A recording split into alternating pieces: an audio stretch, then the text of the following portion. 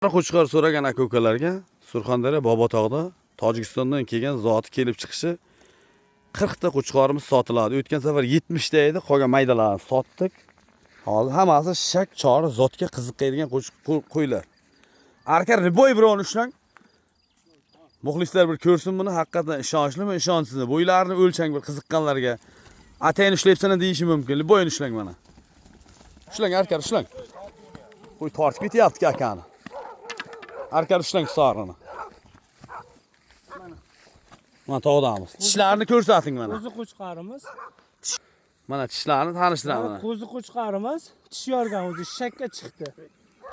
Qo'zi qo'chqarimiz mana tish yoryapti. Ichidan liboyini birovni ushladik. Pastda raqamlarni qoldiramiz. Qo'zi qo'chqar endi Zotga bo'ladi. chiqadi. Simjinligini qanday isbotlaysiz? Mana simjinligi 40 toza simjim. Asl kelib chiqishi Tojikistondan kelgan, endi o'zimizning qo'ylarni bolasi. Kajvoyga necha kilo chiqadi? 70-80 kilo chiqadimi? Mana shu turishiga 70 kiloni baholang. Mana orqalarini bir ko'rsataylik-da buni, dumbalarini. Qo'chqar. Dumbalari mana cho'tki. Umuman aybi yo'q.